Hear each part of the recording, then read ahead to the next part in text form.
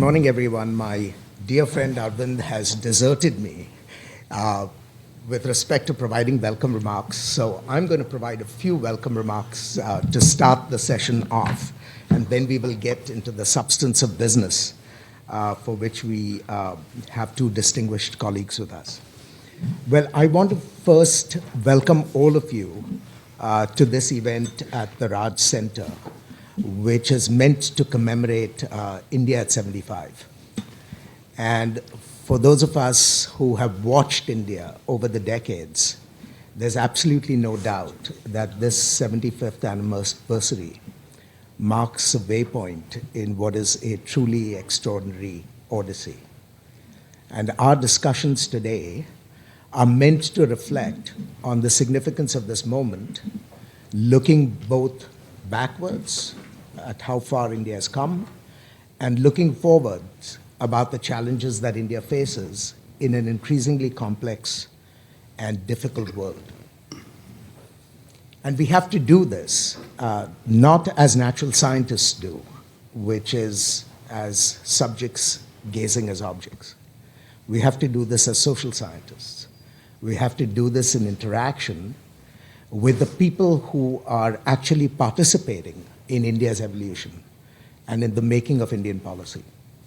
And today we are really delighted to have two individuals sitting on either side of me who are really part of India today, deeply involved in the debates, and through that involvement, shaping India's course. And so I'm delighted to welcome Shashi Tharoor, who is at my right, and Swapan Dasgupta, who is on my left. I'm not sure those geographic characterizations are appropriate to the politics, but it's good enough for the moment. And we are going to have a chance to talk about the India that is and the India that is becoming, particularly in an environment where India will have opportunities to shape the world, just as the world will have opportunities to shape India. And that's really what this discussion this morning is going to be. I want to say a few words, just by way of background, to flag something that is so unique about the Indian experience before I invite my guests to intervene. And that is the India Project, which began in 1947, was truly unique in the context of 20th century history. As Nehru once phrased it in a conversation with Andre Malraux, it was a project that was intended to build a just society by just means. Now, there were many countries in the international community after the Second World War that set out to build just societies. But the way in which they went about it did not often comport with the demands of justice. India, on the other hand, attempted to pursue the course of justice not simply in the aims that it pursued, but equally in the means, and avoided the terrible tragedies that marked the experience both of Europe, where efforts at correcting injustice involved war, and avoided the experience of both the Soviet Union and China, where efforts to correct injustice involved blood and terror.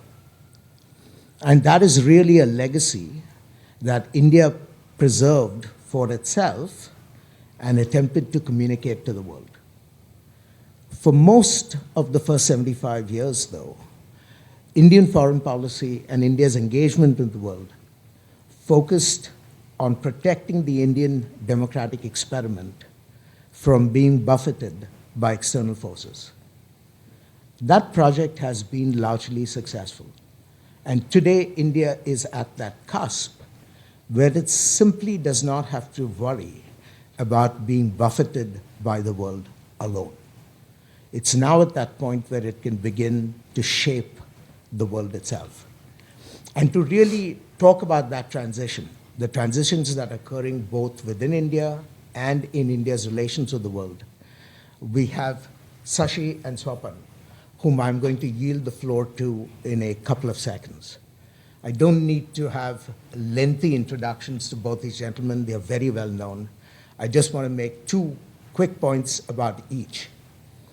Shashi is one of India's best known public figures today, both for his political activity and, I must say, with a dose of envy, his writing.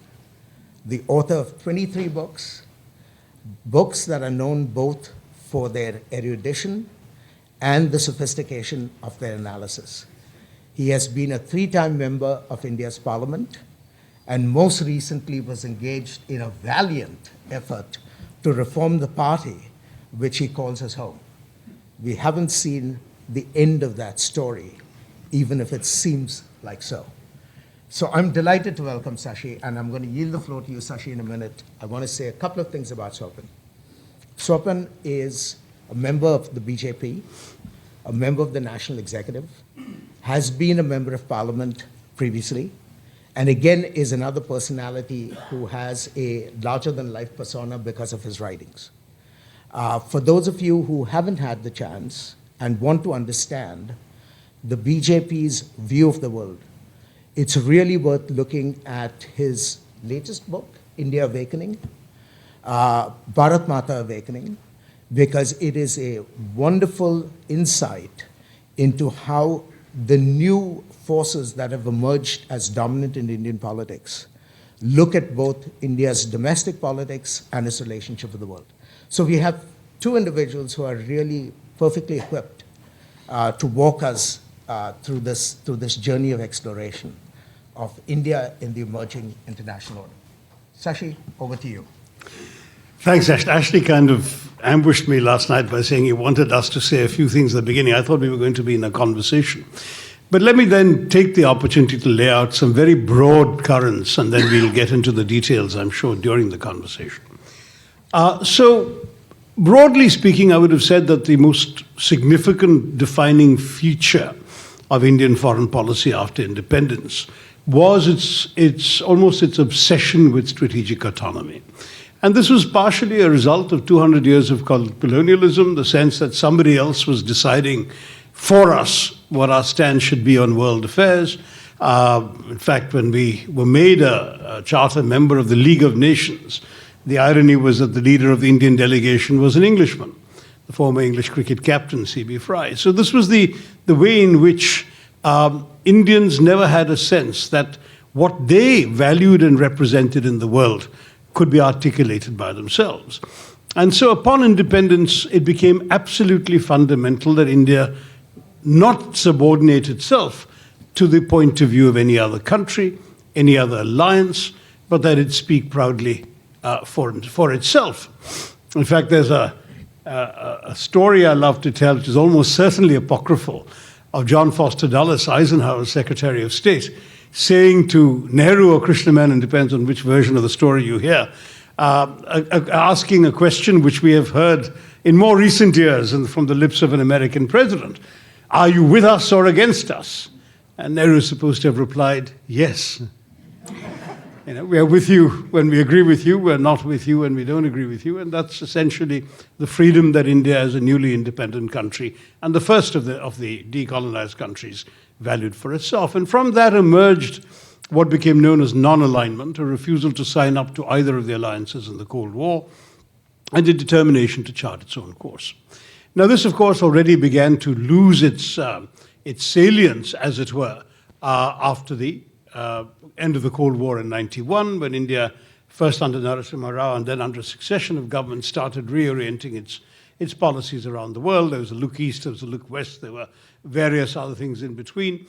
And then I think we saw the emergence of what was briefly dubbed a new doctrine. It was called the Manmohan Doctrine, when Prime Minister Manmohan Singh ran the UPA government, under which it was said that for the first time India was going to reorient its view of the world, bearing two big considerations in mind. One was the fact that the Cold War was over, the Cold War binaries were no longer relevant, therefore non-alignment didn't have the same degree of relevance. What would have, however, was the emergence of a number of new powers, which had been essentially marginalized during the Cold War era, And these emerging powers, or emerging markets, as the business community called them, were going to find their place in the international order, and India wanted to be amongst the forefront of them. That was one strand. And the other, which was explicitly articulated by Manmohan Singh, was that India would reorient its foreign policy to essentially serve domestic interests. That if our priority was our economic transformation, pulling people out of poverty, increasing our self-sufficiency in food, and so on and so forth, then our foreign policy would serve that purpose. And so our diplomats, for example, would be less inclined, as in the past, to be reporting political gossip from diplomatic receptions, and more into schmoozing with potential investors, people who could bring money into our country, and so on. So these were the two main transitions and from the last government before the present one came to power. The Modi government has been running foreign policy at a time when these transformations have actually been accelerated by other transformations. One I can immodestly claim to have prefigured in a speech I made when I was very briefly in the foreign ministry in 2009-10, when I talked for the first time about multi-alignment. And I thought at that time no one embraced that idea. Even my own colleagues sort of thought it was not a worthwhile thing. I was very pleased when Foreign Minister Jaishankar at a meeting last year resurrected it and was gracious enough to attribute the phrase to me. But what I meant was that multi-alignment was something which we had to head towards, not merely because non-alignment failed in the post-Cold War era to have an answer to be the answer for all our problems, but multi-alignment was also a reflection of our very real sets of concerns in the world. We were simultaneously, after all, members of the G77, the global trade union of developing countries of the UN, and had become a member of the G20, the sort of management of the global macroeconomy. We had been, for many years, of course, railing against Western colonialism in the non-aligned movement, and there we were a charter member of the community of democracies alongside the very countries we were attacking in the non-aligned movement. There we were trying to focus understandably on our immediate neighborhood in South Asia, which was extremely important to us, 7 countries, 8 countries, depending on how you count South Asian countries, who were our vital neighbors, who could affect our own growth and development. But equally, there we were trying to become a permanent member of the UN Security Council to lead a global body of 194 members. So where were we? We were essentially doing 2 sets of seemingly contradictory things at the same time. And I said this is part of multi-alignment. The other aspect of multi-alignment, I said, was that we were suddenly finding ourselves in all sorts of multiple, I can't call them alliances because Indian foreign policy has been allergic to the word alliance since 1947, but partnerships with various sorts. And again, to give some examples, our foreign minister would meet every year his or her Russian and Chinese counterparts in a body called RIC. Then they would add the Brazilians and the South Africans for a meeting of the BRICS, which was for South-South cooperation. Then they would dump the Russians, but keep the Chinese in something called BASIC for environmental negotiations. And India was the only country in common to all of these formulations, not merely because the name of our country began with that extremely convenient letter for acronyms, namely a vowel. But it was also because we actually had different things to contribute to each of these alliances and different things to gain from them. And this was what multi-alignment to me fully meant. I think India has certainly multiplied that approach in the recent years and is particularly engaging multilaterally in a variety of forums. Since then, for example, India has become a member of the Shanghai Cooperation Organization and deepened its membership of the Quad, which under UPA was merely a gathering at bureaucratic level, in fact, not even senior bureaucratic level, sort of mid-level, joint secretary level. But it's gone up and up and up, and now not only have there been regular summits of foreign ministers, but summits of heads of government have taken place of the Quad. So you're suddenly seeing multilateralism on steroids in the last few years. It reflects the fact that the international order itself is changing, and that the liberal international order that was brought into place at the end of the Second World War, with the victors of the Second World War sitting on top of it and guiding the world in a certain direction, that liberal international order had essentially begun to come apart at the seams, first of all with Russia's reassertion of itself under President Putin, and secondly, of course, China's emergence and its willingness under Xi Jinping to shed the illusions of a peaceful rise which had animated its earlier ascent in world affairs. So the changing international world order meant it was no longer a question of the big rich countries making room for the emerging markets or the emerging countries, which was the dominant trope in the immediate post-Cold War era. It was instead the emergence of a new kind of potential Cold War with increasing tensions between Russia and China on the one hand and the West on the other, with the emerging markets suddenly being obliged to make choices they hadn't been obliged to make during the first phase of the post-Cold War era, and India suddenly finding itself having to figure out where it belongs in all of this. In India's own immediate neighborhood, there was a sudden development that no one had anticipated, which was that China, which had been a fairly benign neighbor, despite our irreconcilable differences on the northern frontier, we had essentially had not been able to resolve our disputes over the frontier that had erupted into war in 1962, but we had been able to maintain a modus vivendi, which meant that not a single shot had been fired in anger since 1969, and not a gun had been pointed really seriously at anyone since the famous thaw that Mao began in 1976, so that you were suddenly looking at a situation in 2020 when this belligerent China, well, first of all, already in 2014, when Mr. Modi's first foreign visitor was Xi Jinping, that visit was marred by the PLA deciding to encroach upon Indian territory while Xi Jinping was visiting India, which kind of soured the atmosphere during that visit and pretty much changed in some ways the tenor of its outcome. Right up to 2020, when the Chinese, in an unprovoked action, killed 20 Indian soldiers, the first loss of life, as I said, since 1969. And then you had a situation where suddenly China became, from a rather large economic partner, and as I said, a fairly benign neighbor, became essentially the gravest threat to India.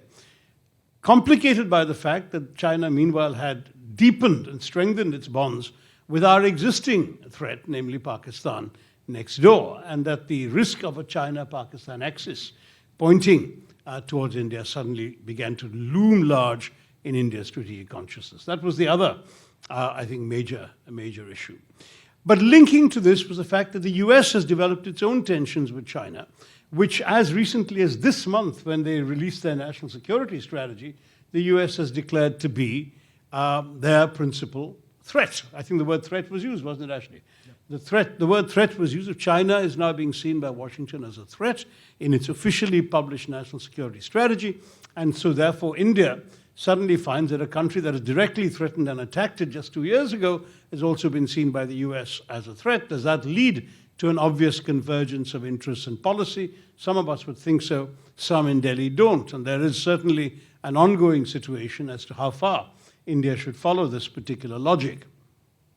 So you've got the situations I've described to you on the border. You've got continuing problems with Pakistan because of well, I shouldn't say that terrorism is as acute a problem as it was. I mean, the last very big episodes related to, as you know, the terrible 26/11 massacre. 166 Indians were killed by Pakistan-based terrorists in 2008. And then we had, a couple of years later, a few more incidents, including the German bakery blast in Pune. But thereafter, I think the last decade, there have been attacks so far of limited consequence in terms of loss of life and targeting fewer civilian installations. So we've had attacks on Indian military bases at Pathankot, at Uri, and of course the killing of 40 soldiers at Pulwama, all of which were traced directly to terrorists exported from Pakistan. But on the whole, we haven't suffered anything comparable to the loss of life in the first decade of the century. Nonetheless, it's fair to say the tensions have continued, and therefore anxieties about that relationship have kept us on tenterhooks. Now, compounded with the Chinese issue, we've got a deeply troubling northern and western border to worry about.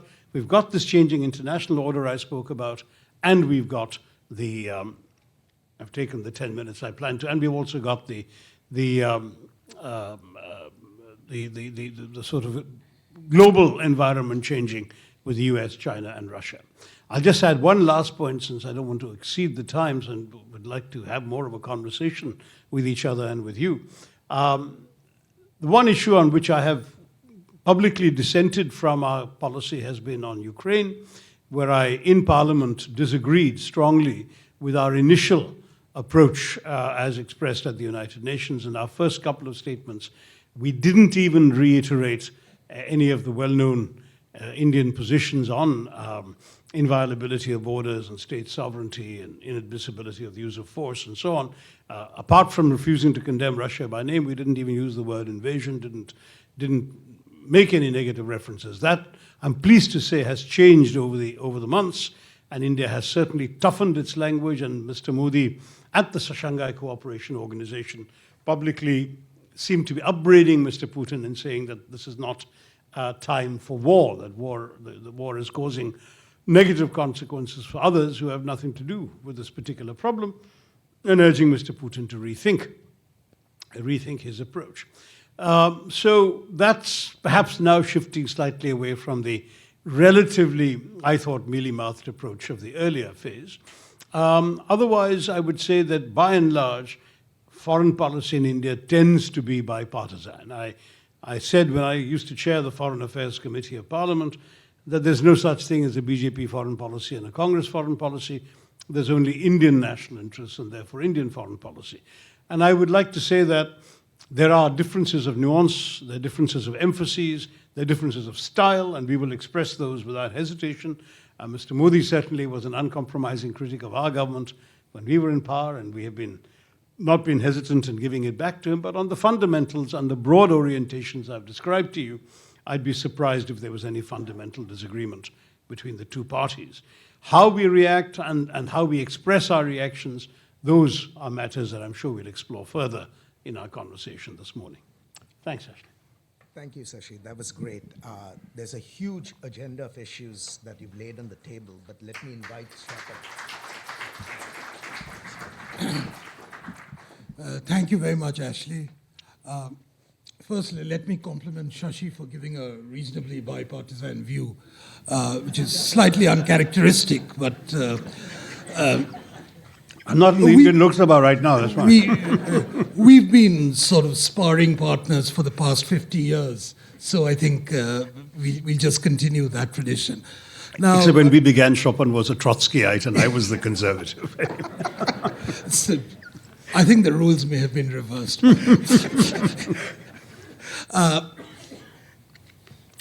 Let me start. I think Shashi has given a reasonably balanced view of the inheritance which with this government, the BJP government which came to power in 2014, took charge.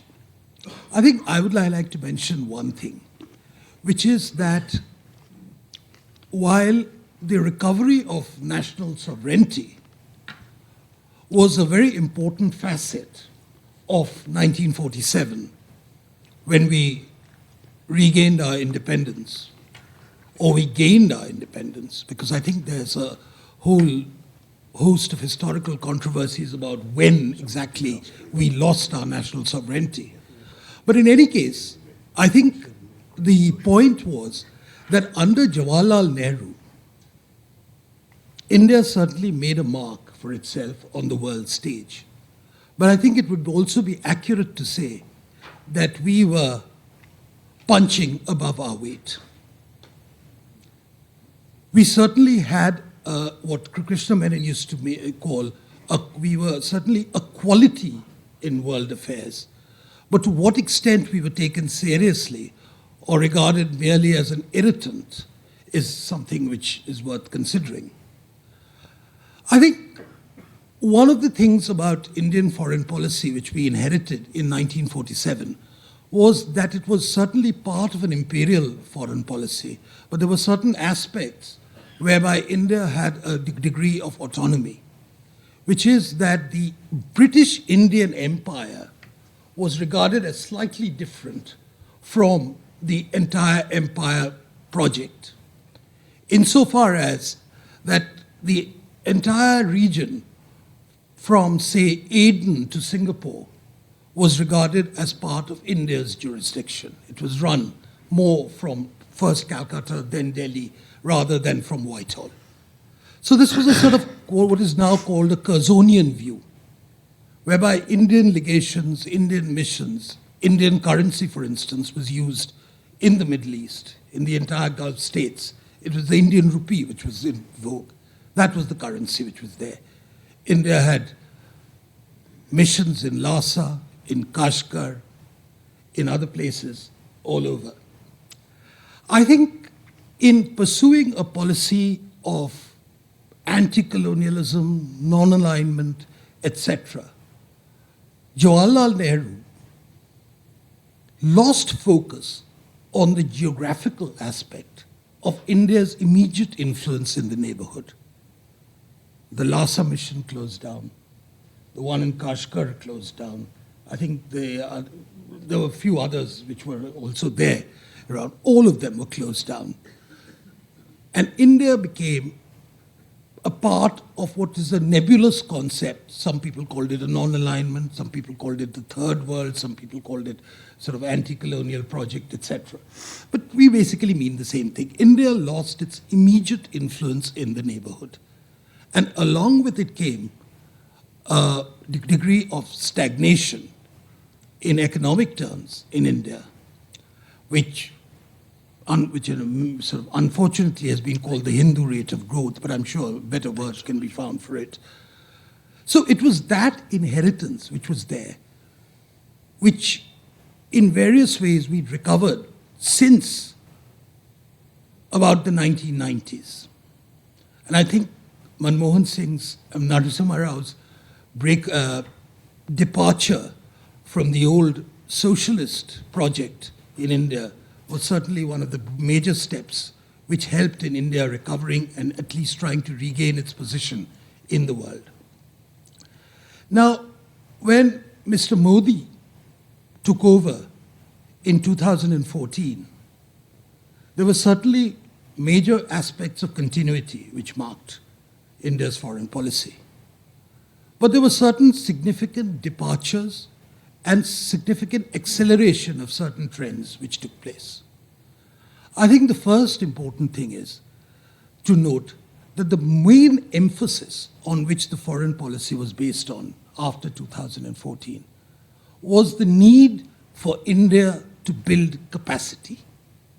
We needed that time, we needed that breather, we needed that space to be able to develop our own internal economy. And the entire foreign policy was geared towards how best we can add to our capacity domestically. Because it was only in adding to your capacity domestically that we can exercise influence in the rest of the world. That was the first project. The second project, which was very important in my view, was that the Indian diaspora, which was, in a sense, a force waiting to be tapped, was put to much greater use than had hitherto been the case. It's not to say that earlier governments hadn't recognized the potential of it, but in terms of the political importance, it was accorded for the Indian diaspora, which again had come into its own by then. So the time was ripe for actually tapping that resource and putting it to work as a sort of what Modi in one famous observation called the living bridge between India and the rest of the world. That was the second feature. The third feature, which was there, was that certain old shibboleths, such as non-alignment, such as socialism, such as all these, various other formulations, were for the moment discarded or put in cold storage in favor of an India First project. That the primary interest of India, whether we call it multi-alignment, whether we call it anything else, was going to be far more nationalistic in character, or self-centered, if you wish. So these were the various basic shifts or adjustments in policy which were undertaken in the time when Mr. Modi came into power. And on top of that, it was complemented by a very energetic and personal role which the Prime Minister undertook himself in actually mobilizing as much as possible in very rather sort of punishing schedules which he had for the rest of the world. So these, in a nutshell, were the things. Now, along this path, various other projects have been undertaken. One is in terms of neighborhood, and Shashi has underlined some of the threats which we confronted in the neighborhood, China being one. The basic debate around China was the debate initially which took place was that is China a competitor or is China a threat? This is a debate which, has been going on in a various way in India for a very long time. I think there was a certain assumption, certainly during the some phases of the UPA government under Manmohan Singh, of saying that under no circumstances must we open a second front. And I mean, it was never explicitly stated in that way, but I think that was the underlying assumption.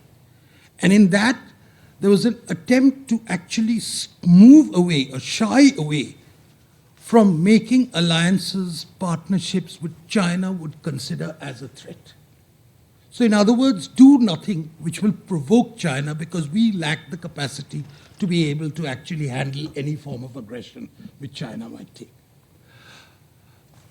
I think that policy has by and large been jettisoned, whether in the form of the Quad, whether it's in the form of other alliances in taking on the Look East policy far more aggressively, having greater understanding with Australia, deepening the political alliance which was there with Japan. And all of these are geared towards basically looking at that thing that let China be under no illusions that there exists another power in India which can potentially check the excesses of its hegemonism, which can check the excesses of its Belt and Road policy, which can basically act as a check to China's expansionism. So that idea, I think, has been more or less consolidated over the years. The other facet of the neighborhood policy, immediate neighborhood policy, which has been more contentious in nature, at least in certain parts. I mean, I think Shashi personally has certain misgivings about it, is on the question of Pakistan. Now, the fact that India, after its initial coziness with Nawaz Sharif, in inviting him for the inauguration in 2014, making a sort of unannounced visit to Nawaz, I think for his daughter or his mother's, something, what was it? It was his granddaughter's wedding and his own birthday. Yeah, something of this. And of course, Modi also sent saris and shawls to Nawaz's mother. That's part of this. People send mangoes and shawls and things like that. That's a routine thing.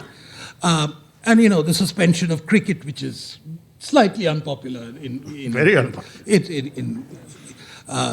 I think the more we play, the more we win. So that's a different matter altogether. Breaking news, Swapan dissents from BJP ostracism of Pakistan. The point is that whether the elected government in Pakistan has full control over its security policy, over its foreign policy, is something which is debated and will continue to be debated all along. But I think the doctrine, which has sometimes been flatteringly attributed to Mr. Doval, who's the National Security Advisor, it can be pointed out that if you cause us pain, be prepared to undertake pain yourself. That's basically, and that's the principle on which the surgical strikes, the other forms of retaliation, etc. Some people would even attach Baluchistan, some of the problems to India's own sinister hand. I'm not getting into that. But the idea that Pakistan cannot get away by inflicting terrorist strikes in India without expecting some form of retaliation within its own country. That's a more controversial facet of India's foreign policy, but it's been one which has been put in practice, and I think the returns are quite evident in terms that certainly in the first and during the UPA time, India experienced some horrific incidents of terrorism. I think 50 major incidents of domestic terrorism outside J&K and outside the Northeast. Those have come down dramatically to almost a point of nil. The other point which has been done is what might be called trying to get a solution to Jammu and Kashmir. And I include that in foreign policy because it affects our relationship with Pakistan in some way or the other. And that is the abrogation of 370, in other words, enabling the entire Indian constitution to operate without inhibitions, without constraints in the whole of Jammu and Kashmir, which was not the case. So rather than treat it as a disputed area, it is now regarded within the Indian context as an integral part of the Indian Union and all that can be said. There are certain issues which are left, like the statehood of Jammu and Kashmir, which I feel should be restored, which I think will be done probably in a few years' time. Those are some domestic adjustments which remain to be done. But that is an important foreign policy, and I think the timing of it is very opportune because I think Pakistan's ability to retaliate in any meaningful way has diminished considerably. And in terms of India's economic clout in the rest of the world, its growth of the economy has meant that the rest of the world is not so keen on getting involved with what it sees as another aspect of Jammu and Kashmir. Another sort of a local issue. That having been said, various alliances now are in place. Whether we call it alliances or partnership is another matter altogether. But I think ever since the free trade agreement, for instance, has been negotiated with Australia, which I was told by one of my former Commerce Secretary was heavily biased in favor of India. Whether that's indeed the case or not, will be tested in the Australian Parliament when it debates it in the coming years. But we are some way towards negotiating a free trade agreement with the United Kingdom once the internal situation in the UK stabilizes. With the EU, I'm not so optimistic. I think it's very incoherent. But the larger point which I wish to state is that in terms of trade and commerce, in terms of technology, India is opening up very, very dramatically with the rest of the world. We want to be very much an integral part of the world economic system, keeping in mind that the need to build Indian capacity. I think that's very manifest in the time of in the entire manner in which the armaments industry has been working. For a very long time, we put forward the idea of self-reliance, but did nothing about it. It used to be said that the DRDO, which was the Defense and Research Development Organization, which developed Indian armaments, etc., used to be basically an import agency for the Soviet Union by failing its targets and therefore, in the end, actually having to bank on the Soviet Union erstwhile. Now, since then, India has diversified its reliance, its purchasing patterns. France is very important in respect. Japan hopefully will come up in a big way in that. The United States is a little more problematic in various ways because there's a certain wariness about the US supplies of spares when it comes to conflict. And I think that wariness is going to remain as far as armaments is concerned. But overall, I think the idea is that on one hand, we develop our own indigenous capacities, but keep our minds open far more to technology. It's that which is responsible, for example, in India cozying up in a far greater way to Taiwan in building up the semiconductor industry. That's, I think, that in your other sessions, you'll probably find that is there. That will be discussed. But the idea that self-reliance does not necessarily, the Atmanirbhar Bharat program, does not necessarily conflict with engagement with the rest of the world in terms of economics. But here, what is important is, once again, I point out this important facet: develop capacity in India.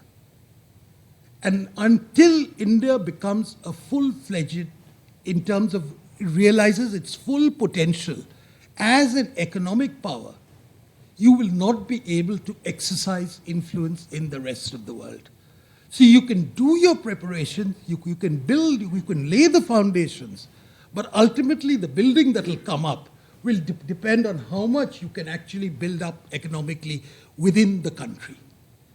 And I think this approach, plus the idea that every Indian citizen's life is worth something, whether it was the evacuation from the Ukraine, whether it was evacuation from Aden and other parts, Yemen, etc., I think it was there. It's very much part.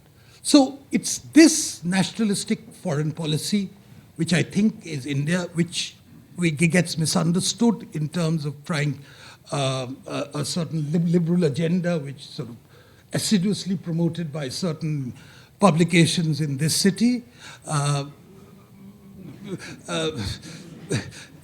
which sometimes distorts the thing.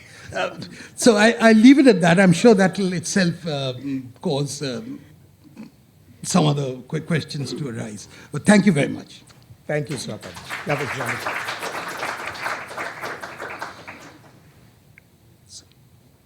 If you were listening closely, I think there is enough ground to believe that there are, in fact, two different visions of how to conduct business that India has in the international system. And I want to raise the first question to you, Shashi, because it comes out of Swapan's remarks. Although at first sight, it looks like there is a huge consensus in Indian foreign policy, there are at least 5 items that I just noted from Swapan's remarks that suggest that there is a different way of tackling some of these issues. First, when did India actually lose sovereignty? Or when did India actually gain sovereignty? 1947 or sometime before, right? Question number 1. Question number 2, is the focus on building capacity or capabilities really a post-2014 problem? Or has that been a perennial effort in Indian foreign policy? Third, the whole question of new alignments. The BJP is of the view that they have really invested in new alignments in a way that was not done before. The issue of Pakistan and whether there is actually a fundamentally different foreign policy towards Pakistan. And lastly, of course, J&K. So when you listen to this critique, how do you suss out the differences? I mean, what is structurally different and what is simply fluff? Yeah, I mean, I think as you heard the two of us, you know exactly that some of these things are not just a question of perspective, though perspective explains some of it, but also a question of the way we read history. I mean, for example, you asked about when did India lose sovereignty. There's this whole idea that for us, we didn't have an Indian government since the British took it over, but according to some in Swapan's party, we haven't had an Indian government since the Mughals, and even before them, the Delhi Sultans and others marched into Delhi. So you've got different perspectives. But I think there's no real serious disagreement that from 47 you had an ability to make your own policies, and where Swapan and I would part companies, which policies he disagrees with and which ones I would be happy to stand behind. But even I would admit that in my own party, I'm not entirely in the mainstream. For example, on the issue of our policy to Russia, when I was arguing in Parliament that a Russia that is increasingly weakened by the Ukraine war and sanctions and more dependent on China is less than useful to us as an ally, I would say that probably the mainstream of my party would have stood with the government in a more pro-Russian orientation. So there can also be individual differences on foreign policy. And you know, my view is my view, and I made it very clear in my remarks that issue I was speaking for myself. On the other examples you mentioned, I'm trying to remind me, you went through rapidly a list of 5. The issues of capacity. So on capacity, yeah, I mean, I think that's a complete red herring, because obviously we've been saying this for some time. I can point Swapan to speeches made by Indian senior officials, including myself when I was Minister of State, talking about capacity building as being the biggest challenge for Indian foreign policy. And certainly the Manmohan Singh doctrine, which talked about how we must orient our foreign policy towards bringing in more resources into India, whether it's self-sufficiency in food, increased investment, good relations with countries that generate investment, good relations with countries where we are sending surplus labor so that we can safeguard our remittances and all of that.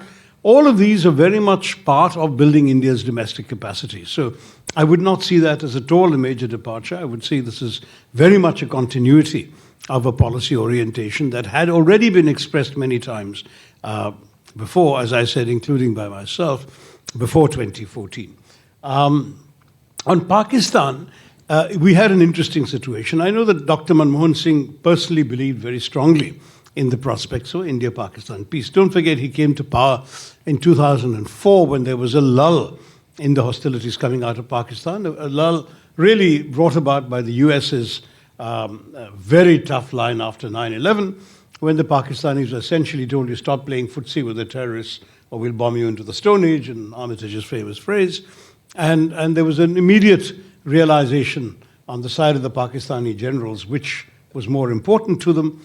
And we saw an overt indication from Pakistan of their desire for peace under Musharraf as the general who had in fact been a very hostile general from India's point of view. But from 2001 onwards, his tone changed. He came to India, the Agra talks, then he came, we had the famous cricket thaw of 2003-04, and then you had the arrival of Manmohan Singh in government, followed soon by the so-called back-channel talks, where even the outlines of a possible permanent settlement on Kashmir were seriously discussed. Then Musharraf's weakness in Pakistan, with the rise of the lawyers' agitation and so on against him, finally resulted in Musharraf not being able to see that through. But then when Zardari came to power, there was immediately a further accentuation of the thaw. And it's one of the ironies often forgotten that Shah Mahmud Qureshi, who was then Zardari's foreign minister, was actually in Delhi to discuss a massive liberalization on both sides of visa arrangements when the 26/11 attack occurred. And I think it's very clear that, as Swapan put it, and I certainly don't disagree with him, the inability or unwillingness of the Pakistani government established by law to control those elements that are capable of conducting something like 26/11 remains India's central problem. So thereafter, we had a tremendous amount of belligerence from the BJP as an opposition party, which severely constrained Dr. Manmohan Singh's ability to do anything further on peace with Pakistan. In fact, he had even nurtured the hope of visiting Pakistan, but that was essentially made impossible both by hawks within the Congress and by very, very strong opposition from the BJP, and in the last couple of years of UPA by Narendra Modi personally, who had emerged as the principal voice of the BJP on the hustings. Then, to everyone's surprise, when Narendra Modi came to power, you had Pakistan, along with the leaders of Afghanistan, Sri Lanka, Bangladesh, and Nepal, being invited to his inauguration. And all the bonhomie displayed at Nawaz Sharif began an era of somewhat confused generosity on the part of India from a party that had historically opposed good relations with Pakistan. And that culminated in the episode that Swapan's already alluded to, in which Nawaz Sharif flew on December 25, 2015 to Pakistan at a few hours' notice, not even a few hours, less than an hour's notice. I'm privy to the story of what happened. He was departing from an official visit to Kabul to come to India. There was a courtesy phone call he had to make to wish Nawaz Sharif a happy birthday. And in that phone call, Nawaz said, look, we're on the way home. Why don't you drop by and join my celebrations? And my granddaughter's also getting married. It'd be nice of you to come. And on an impulse, the Prime Minister of India said yes. The notice at that point was so short that there wasn't enough time for the Indian High Commissioner in Islamabad to actually make his way to Lahore to receive his own Prime Minister. And there was much consternation in Indian intelligence circles and so on about the risks that Prime Minister Modi had exposed himself to. But he went, and it was, of course, spectacular atmospherics, and everyone saw this very briefly as a complete breakthrough in India-Pakistan relations. But within a month, this was followed by the tragic attack on Pathankot. Modi was still not prepared to give up, so he invited the Pakistanis to join the investigation of what happened in Pathankot. And when Pakistan said they wanted to send some ISI officers as part of the investigation, and there was horror and consternation in the Indian intelligence community saying, how on earth can you let Pakistani intelligence into an Indian airbase? Modi overruled them and said, let them come. And then, what did he get? He got a mealy-mouthed Pakistani response with the ISI people announcing or letting it be known in the Pakistani media that it was actually the Indians did it to themselves, quote unquote. And after that, the sense of betrayal in India was so palpable, I think that from then onwards, it has become impossible for Pakistan to ever earn any trust again in Delhi. That after such a major gesture, to have this kind of repeated betrayal, it's not worth talking to them kind of thing. Now, I was chairman of the Foreign Affairs Committee in Parliament shortly thereafter, and I actually steered through the committee, bipartisan, without a single dissenting note, a report in 2018 that argued for, while we fully shared the government's mistrust of the Pakistani government and official institutions, we argued for a restoration of people-to-people relations. That was presumably what Swapan was a member of the committee part of that time, and his oblique reference to my not being in agreement was about that, because I felt strongly that people-to-people contact should be restored, simply because, in my experience, no Pakistani who's ever visited India has gone away with negative feelings about our country. So I think it would be one way of enlarging the constituency for peace in that country.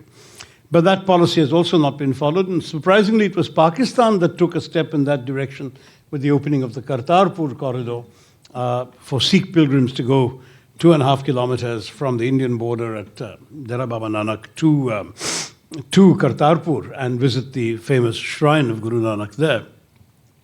But that has not been followed by anything else improving dramatically. And I would say that we are now at a situation of stalemate, which to my mind, not having a policy is not much of a policy. You at some point have to take stock and say, all right, we've done this, we've done that, this hasn't worked, that hasn't worked, what do we do now? And that is something which I believe the government ought to be doing. I'll pause on that because Kashmir, I deliberately didn't raise. I disagree fundamentally with everything Swapan has said on that, but that's domestic policy.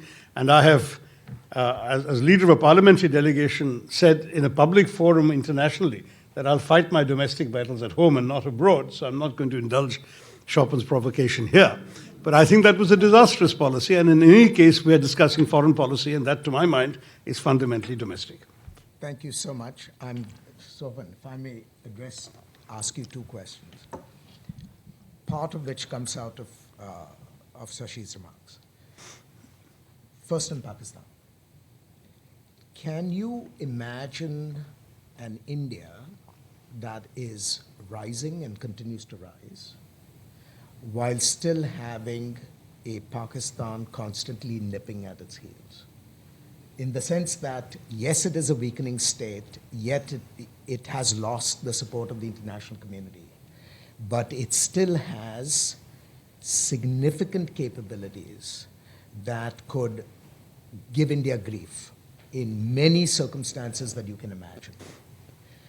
Now, when you think about that problem in conjunction with the attributed view to Dr. Manmohan Singh about not opening a second front, would you admit that there is some wisdom to that strategy? That is, don't open a second front when you have an unsettled front with respect to a recalcitrant neighbor that will do everything within its power to impede your rise. I mean, is the critique as potent as you suggest it is about the Second Front? Well, I mean, these are two separate issues. Firstly, the capacity of Pakistan to be a nuisance. Well, Pakistan has always believed in this theory, what is called a war of the thousand cuts. Death by a thousand. Death by thousand cuts. And certainly it recently got emboldened because it found it had regained its so-called strategic depth with the recovery of Afghanistan. So Pakistan, yes, as a bloc, is certainly something which is of considerable importance or should invite a degree of wariness in India. But I think the real question is, what's the response? Is Pakistan going to give up its claim on Kashmir? If it does, then I think it's a possibility and it's likely that we can restore all forms of people to people, cricket to cricket, what have you, trade to trade, whatever forms of relationship we have. And no doubt, there is a section of North India which harbors a degree of nostalgia about Pakistan, and that will be catered to. But then there is the parallel threat of Pakistan as a center of a form of Islamic fundamentalism, Islamic radicalism, which poses a danger, which doesn't believe in the existence of national borders, which sees India as fair game for its territorial and other forms of evangelical expansion.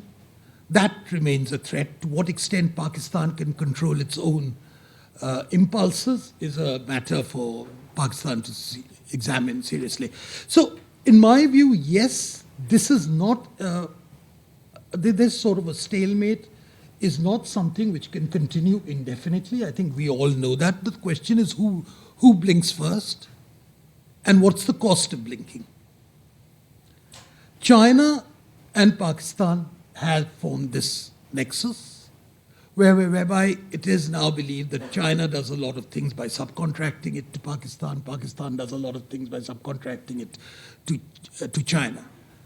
Now, the cost of opening a second front and not opening a second front, there's not really a front, let's put it this way, in this way.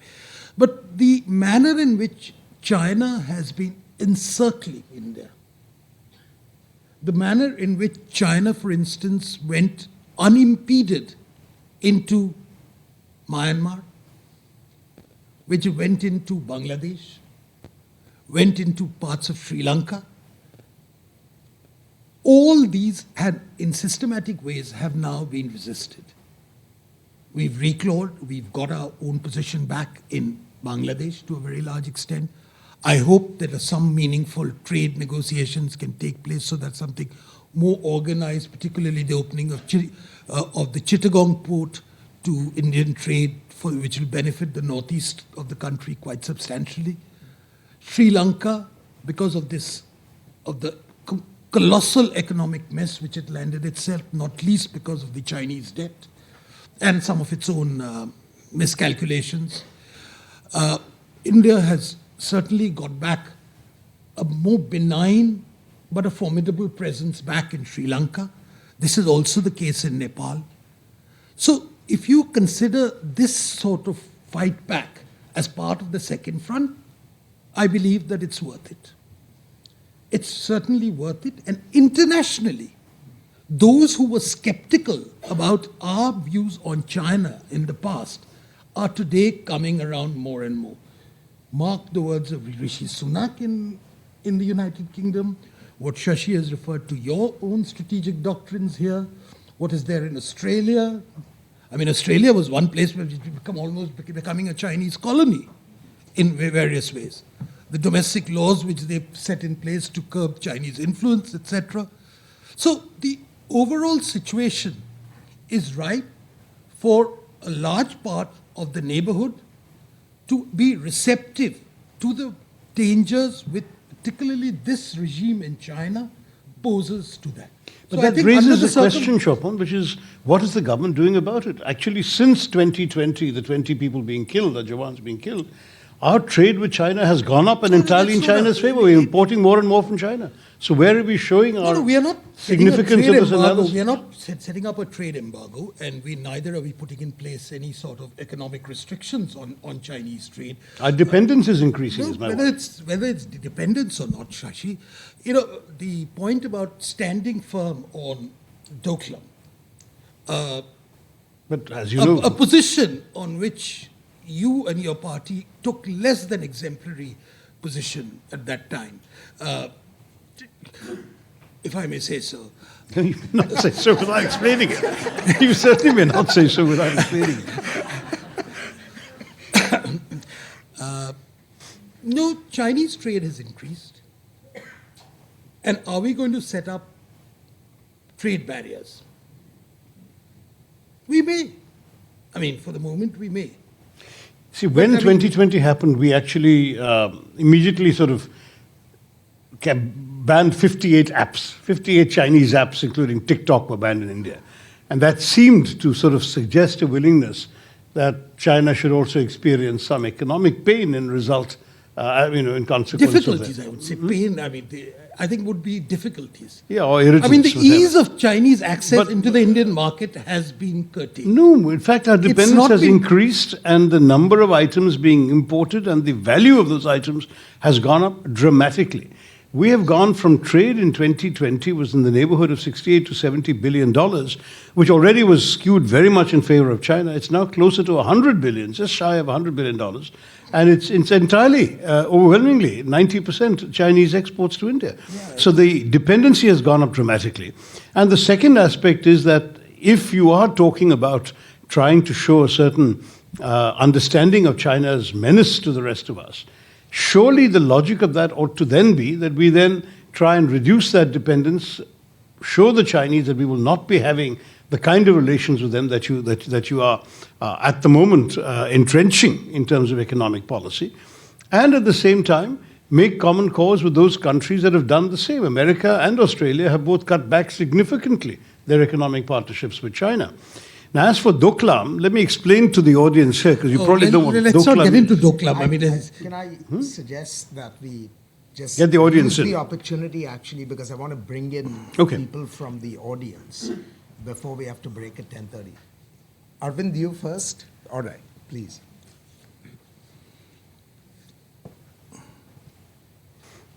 I mean, both of you guys are on my territory, so to say, on your last issue, which is of the trade sanctions on China. Now, in as much as I support the fact that India should move away from China, I think it will be catastrophic, Shashi, for India to impose major trade sanctions on China. The capacity of a $12 trillion economy to inflict pain, economic pain, is much bigger than that of a $3 trillion economy. Let us not compromise the growth that India is having, is predicted to have. If we really do that, we, in the medium to long run, will damage ourselves incredibly. Let's grow, keep growing 7 to 8%, just as China did. I mean, China lay low for such a long time. And it is only after it became time to But we didn't go around $12 trillion killing Chinese economy that now they have kind of become a challenge to the global economy. We are still, I think we're doing well, but I would absolutely be very, very opposed to any kind of trade sanctions. I think small little pains here and there you can try to inflict where China will not react, but if we do something big, which will make China react, capacity of China to inflict pain on us is much bigger. They've killed 20 of our soldiers, Arvind. How would you respond to that? Sorry? They've killed 20 of our soldiers. How do you want us to respond? That's- We lie back and say, no, you're too big, you continue trading with us and killing our people. No. We killed their soldiers back also. No. Don't count only 20 and you just count. In fact, Let's at take least some deaths have been counted on the other side by everybody. So don't say that it's 20-0 score. But by India's count, actually, the score is a lot better. Let's take a time out on this. I mean, this is a useful discussion for one reason. because it illustrates the difficulties that all of us are going to have with respect to how you conduct security competition under conditions of economic interdependence. I promise you, the United States, which is a much bigger economy than China, hasn't broken the code of how to do this effectively. And so we should not set up unreasonable expectations for how you can use economic instruments to secure geopolitical gains. This is going to be extremely difficult and is going to be a continual work in progress. So just one last point on this. That what we need to do is move away from China, and for that we start signing free trade agreements with the other countries. Let's right. liberalize with Amen. our like-minded countries Amen. more and more, including the European Union, which Shashi says is a tough one, but I think we should do that. Amen. Agreed. Daisy, I'm going to bunch 2 or 3 questions at a time because I want to give maximum airtime to questions being asked. So, Daisy, go first. I believe it was Swapan who said that India had opened up dramatically with its free trade negotiations. I think the perspective from Washington would be quite different. That the short-term changes in policy introduced in the wake of the pandemic actually narrowed the aperture in these markets. I worry a whole lot about the difference between your economic desires and your foreign policy desires. I think that in theory, you want your economic needs to be at least part of the driver on foreign policy. But it's actually hard to get there, and I can certainly confirm that what Ashley said about the U.S. not having figured out how to make economic sanctions work on a big country. Anybody else who has a question or a comment on this issue? Because I want to try and bunch. Rajiv, can we get a microphone there, please? Thank you. Thanks. Wonderful discussion from former classmates. It's wonderful to see them now talking about so many important subjects. The question I have is, how does Pakistan's strategic objectives vis-a-vis India and China's the same way, are they mostly a deterrent, a thorn in the side as Pakistan is, because it's clearly outdwarfed by the strategic metric of being a economic footprint in the world? Or is it one of how to still secure Kashmir? Because that's, I think, is a cause that's been, I think, has been settled almost, because I don't think that should be an open issue, and the world has accepted that as such, in my mind. So what is their strategic objective, if any, vis-a-vis China, vis-a-vis India? And similarly, China, other than sort of trying to just assert their muscle, shouldn't the economic cooperation and the potential vis-a-vis India take precedence over some minor territorial issues? Thank you. Do you all want to address those quickly? Because then I'll go to a next round of Let's 2 move to topics. some rounds. Let's move to a few rounds. Okay. And then we can Go ahead. Let me actually just make notes about the questions being asked, because you will have to address these at some points. This is a question for Swapan. Is there any internal diversity of opinion within the BJP regarding how to deal with Pakistan? Specifically, this notion, this theory that you proposed about retaliation basically driving the mindset and the policy. Is there any internal diversification? I mean, I think, you heard Dr. Tharoor basically say that his positions sometimes don't align overtly or completely with the hawks in the party, or there's diversity. It's a slightly larger tent. We don't hear that from the BJP. So just wanted to see if in general there's any diversity of opinion. And okay, I just saw your reaction, sadly. Okay. We've got 3 questions on the table. There's a question of how liberalizes Indian trade. Oh, just hold on, because I'll try and give them a chance to answer these quickly. I beg your I pardon? have a related question on Okay. J&K. Okay. which is Oh, on like- J&K? So let's Yeah, the J&K solution. let's just hold off on J&K. I want to put the trade questions on the table. Is India as liberalized as we are advertising? What are China and Pakistan's objectives with respect to geopolitics versus trade? And then are there divisions within the BJP and Pakistan? Can we quickly? Well, I think on trade, I would agree entirely with Arvind's final point, which is that that while you can't completely sanction China, I think you could have been tougher on China and reducing your dependence on China by expanding your partnerships with other countries through more free trade agreements. If we are eventually heading that way, then there'll be no disagreement from me. But that's, at the moment, as I say, all I see is increasing dependence on China and not enough progress elsewhere. Swapan's more optimistic about that. Let's hope he's right for the country's sake. On China and Pakistan together, I think you have to understand two things. China has not only got a very coherent sense of what it wants in the world, but it's setting about doing it very systematically. Pakistan, I'm sorry to say, is a pawn in that exercise. The main development vis-a-vis Pakistan-China relations in the last few years has been the construction of this expressway, which is the most expensive single project in the Belt and Road Initiative. It's an expressway that basically connects Western China, Xinjiang and Turkestan, all the way down to Gwadar port, which is the first Persian Gulf port in effect that will enable China to have an enormous economy in its current transportation of goods from that area to Western China. Right now, those goods go around the Arabian Sea, south of India, up through the Malacca Straits, up the South China Sea, come into ports in China, and then are transported by land all the way across the west. That entire thing can be circumvented by just offloading them at Gwadar and then taking them up this highway that the Chinese have built. It's a $70 billion project directly into China. So it's in China's national interest.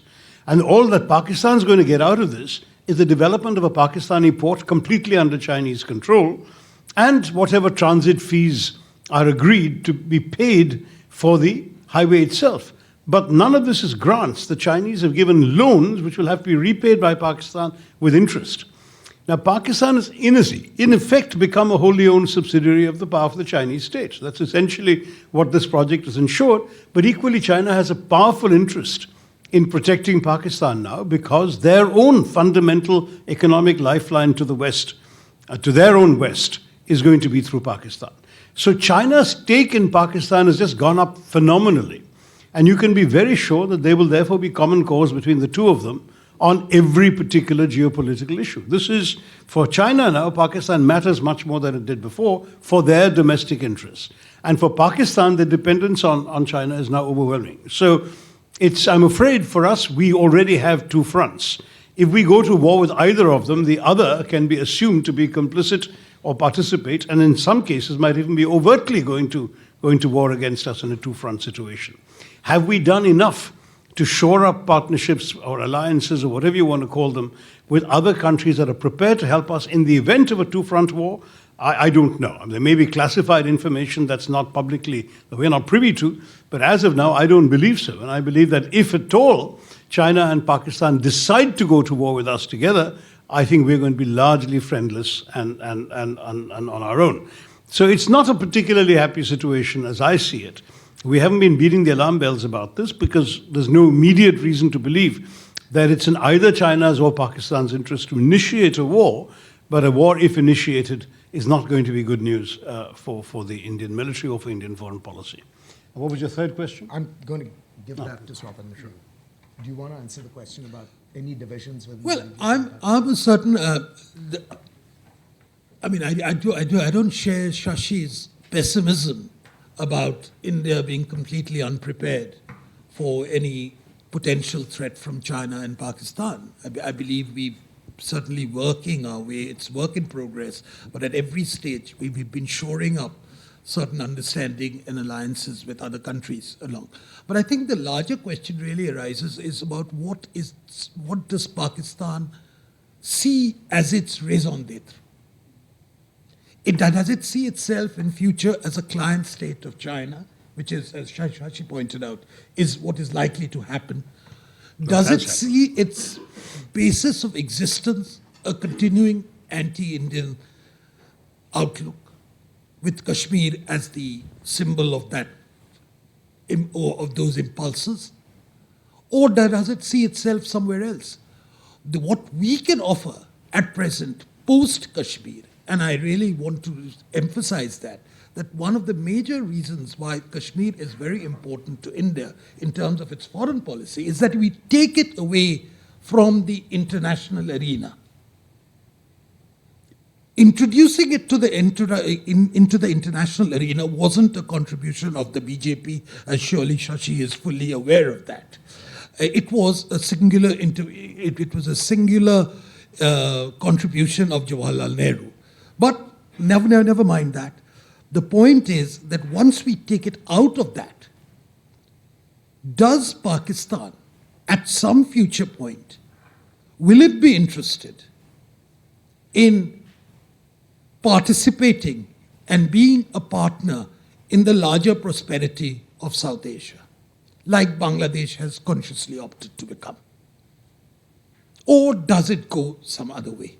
That's a choice which Pakistan can make, but that's a choice which can realistically be offered to Pakistan once the Kashmir thing is out of the way. As far as internal dissensions within the BJP is concerned, I think the problem with foreign policy discussions is that it's not very recurrent in the political sphere. It's limited to, as in most countries, to a few, the buffs or some television commentators, etc.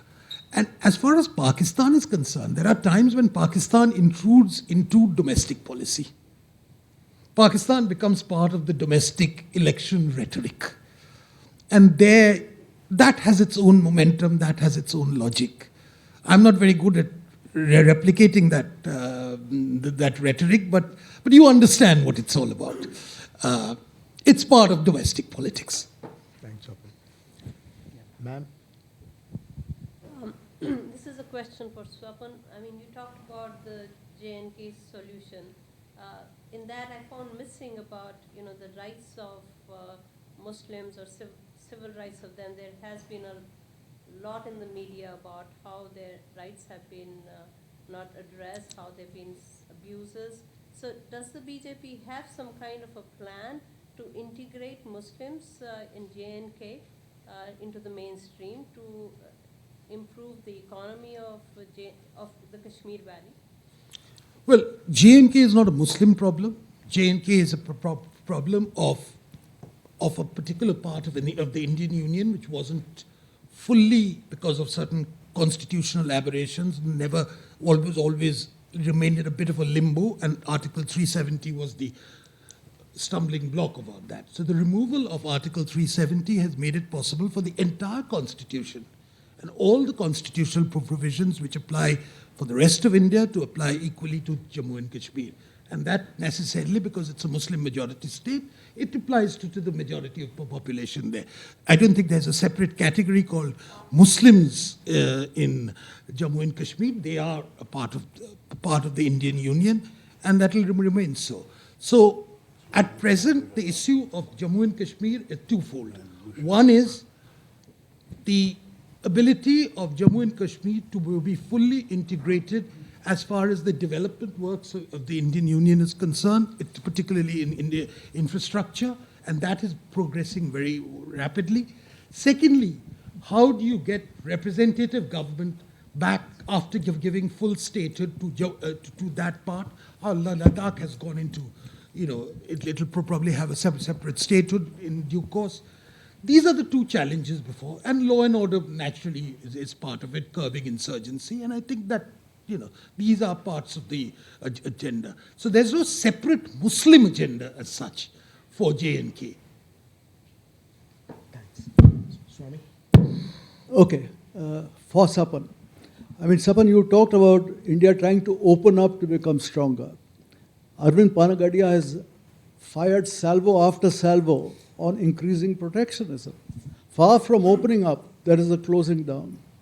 When you have 20%, 30%, 40% import duties, combined with the PLI, combined with additional subsidies, we are completely distorting the normal play of market forces in the hope that it will all come good.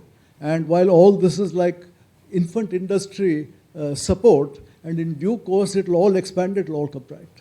Now, world over, countries have been very bad in picking the winners. Here we are not just picking one or two winners, there are already 14 sectors and so many more guys. Everybody, if you ask me which sector does not have PLI, actually I have to think. It's not that. So, you know, the entire picture is not one of market forces and opening up, look at it in that way. The second point I would like to raise is a completely different one on what's happening in Ladakh. There is salami slicing. The Chinese are slicing in and in and in. We had this problem at Galban. It is unsolved. If the Chinese, to assert themselves, keep slicing further and further, apart from banning TikTok and a couple of other things, what is going to be the BJP response? Militarily, I mean, it's a very difficult situation, I can see. But if the salami slicing continues, it is not clear to me what the response is going to be. I would like to be enlightened. Thank you. Hold on. I have to take a couple of questions because we have a hard stop at 10:30. So the gentleman there, please, with the glasses.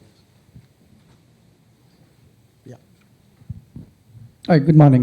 My name is Melvin John. I'm a global director for Citigroup as part of the investment bank.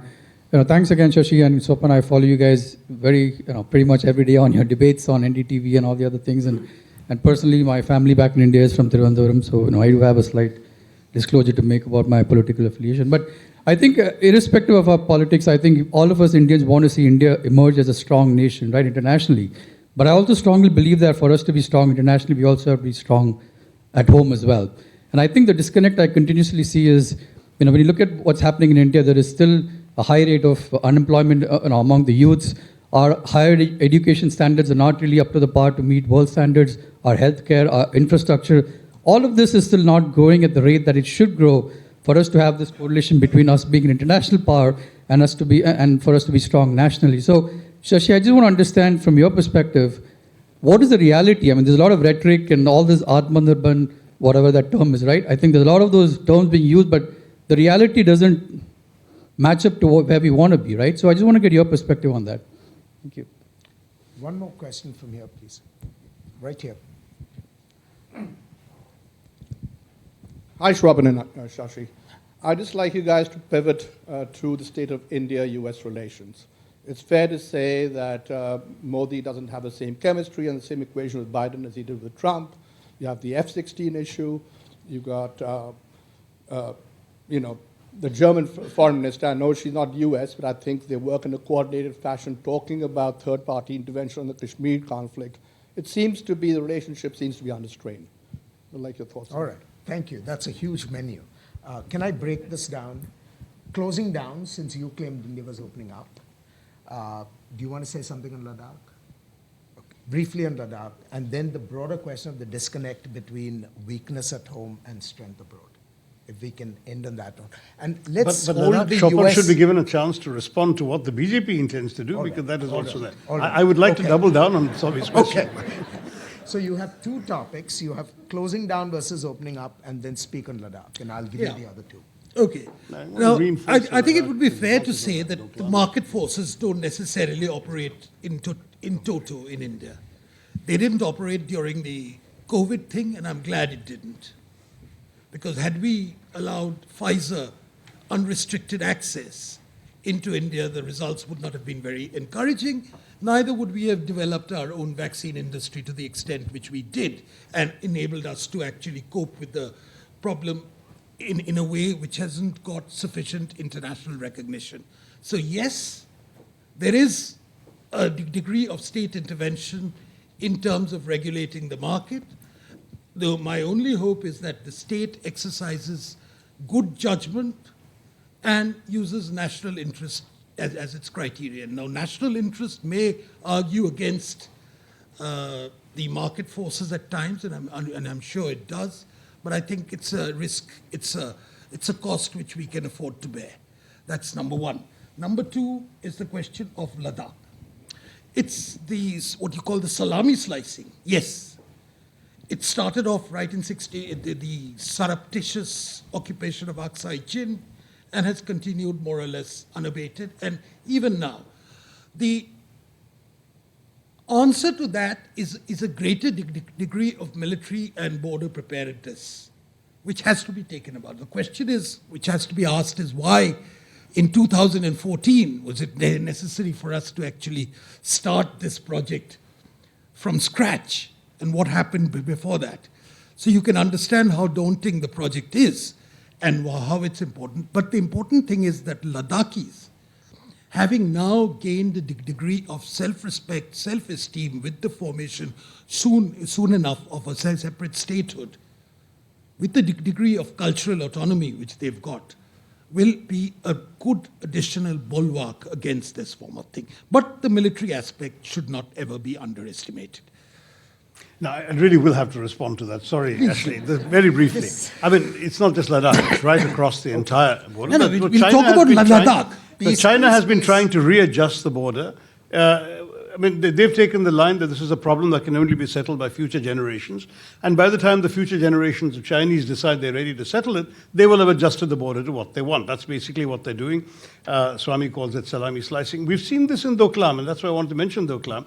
Essentially, our government showed a propensity for declaring victory too early by managing to, so the Chinese are coming down like this into a position which gave them a complete control over the ability to fire onto the narrow strip of land that connects West Bengal to the northeast. Now, these guys are coming down here. Our chaps stand them off. 72-day standoff. India declares a diplomatic victory. The Chinese go back. You know what they do immediately after that is they go this way and they come down and build the same road, but further away, where they can't be interdicted, and India is completely silent on the matter, and the Chinese have achieved exactly what they wanted to as a military objective. They're now overlooking the heights that they tried to get in the earlier attempt at Doklam. Now, this is something which really worries us because one by one, we're sort of conceding points to the Chinese without apparently having an answer, except increasing dependence on China for economic trade. So that's the overall problem. On the question of the disconnect between India's domestic weakness and the foreign policy, I agree with the questioner here. The truth is that we have seen, and the Congress party has said this over and over again, so I'm not repeating something that, I am repeating something you've all heard before, and I'll be brief about it. The highest unemployment ever recorded, ever since numbers got to be recorded in India, was recorded in 2021. The highest unemployment ever, especially youth employment is concerning. Women's participation in the labor force has collapsed to lowest levels ever known. Inflation is rampant, and at the same time we have a situation where the rupee is collapsing. Mr. Modi in 2014 made a lot of speeches about how the rupee's weakness was a reflection of the government's weakness. That was when the rupee was 44 to the dollar. We're now closer to 84, and we don't hear the same language out of the Prime Minister. So there's some real concern as to what's going on with the economic stewardship of the country. And the talk of Atmanirbharta does seem to be almost an advanced excuse for shutting down. And I share Swami's concerns about PLIs, because Raghuram Rajan was in India not long ago making the point that the net effect of these production-linked incentives is that Indian consumers are going to pay higher prices, while Indian businesses that were inefficient in making certain products would be protected by government policy. So it's actually quite worrying that all these mixture of economic things does not augur well at a time when India is asserting a confident vision of itself to the outside world. Can you say a sentence quickly about US-India relations? US-India relations, I think, are pretty good, and I think we've been fortunate. It's partly because they've been well managed on both sides, and partly also because the US has developed a capacity to show far greater understanding for our idiosyncrasies in India than perhaps previous Indian governments were able to get out of previous governments in Washington. And so we're really finding the Americans, for example, being much more understanding of India's stand on Ukraine than I expected they would be. And I'm grateful as an Indian that they haven't given our government a rougher time. Similarly, on some of our positions, for example, buying the SS-440 from Russia, the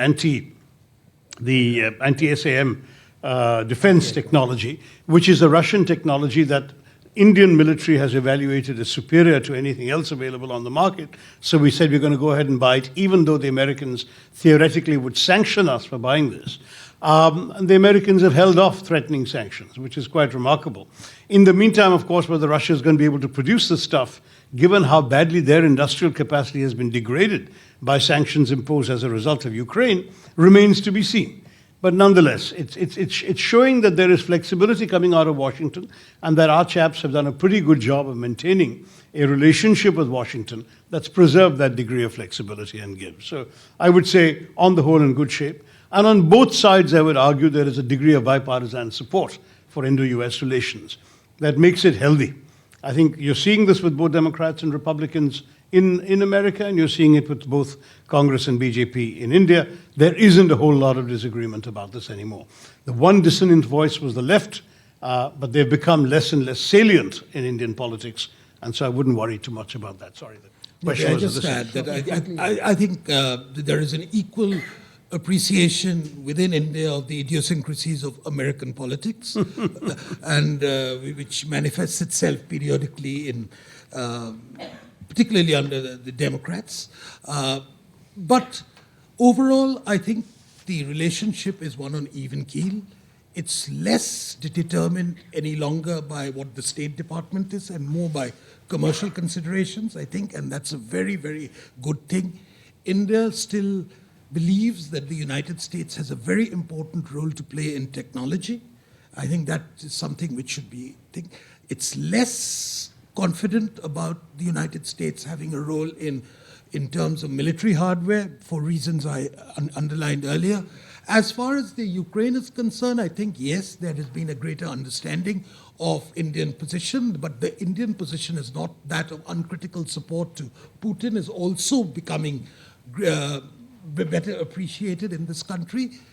And overall, I think I don't think it's something which one should worry about too much. These are normal hiccups which one confronts, like the thing about the German foreign minister, who I think is from the Green Party, if I'm not mistaken, has a tendency of raising certain questions, which is part of the EU's evangelism about being a force for good. But overall, United States, the relationship with the United States is good, and I don't think there is any cause to worry about. What we have to work about is to make sure that the normal irritants which come up in two functioning democracies don't mar and don't jeopardize the larger project. Thank you. Hallelujah. I want to end this session on that note, but first I want to thank both our panelists for an extraordinary discussion.